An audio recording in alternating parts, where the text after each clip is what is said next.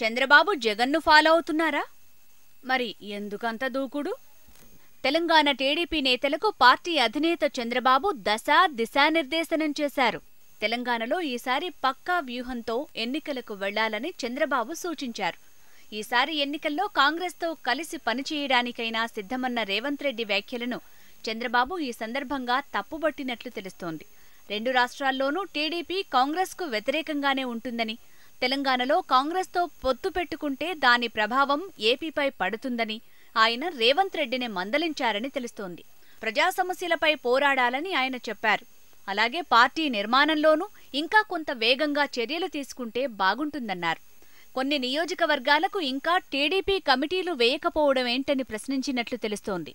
మియాపూర్ భూ కుంభకోణంలో టీడీపీ నేతలు ప్రభుత్వానికి వ్యతిరేకంగా చేపట్టిన కార్యకలాపాల పట్ల ఆయన అసంతృప్తిని వ్యక్తం చేశారు. అధికార పార్టీ టీఆర్ఎస్ వాగ్దానాలను విస్మరించి కొత్త పథకాలను ప్రవేశపెట్టుకుంటూ వెళ్తుందని, ఇవన్నీ ఎన్నికల జిమ్మిక్కులేనని విషయాన్ని ప్రజలకు తెలియజెప్పాలని తెలంగాణ పార్టీ నేతలకు చంద్రబాబు సూచించారు. తనకు ఏపీ రాజకీయాలతోనే సమయం సరిపోతుండటంతో ఎక్కువసేపు తెలంగాణపై దృష్టి పెట్టలేకపోతున్నానని, ఏదైనా సమస్య ఉంటే వెంటనే తనను అమరావతికి వచ్చి కలవొచ్చని వారికి బాబు సూచించారు.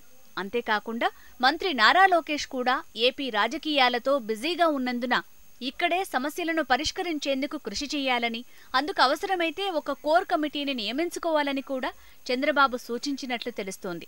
అయితే తెలంగాణ టీడీపీ నేతలు తమ కోరికల చిట్టాను విప్పారు.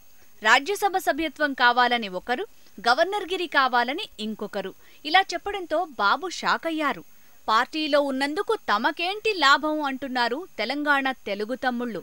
వైసీపీ అధినేత జగన్ ఇప్పటికే తెలంగాణలో పట్టించుకోవటం లేదని, ఆయన దారిలోనే మా అధినేత కూడా పయనిస్తున్నారని సమావేశం తర్వాత నేతలు వ్యాఖ్యానించుకోవటం విశేషం.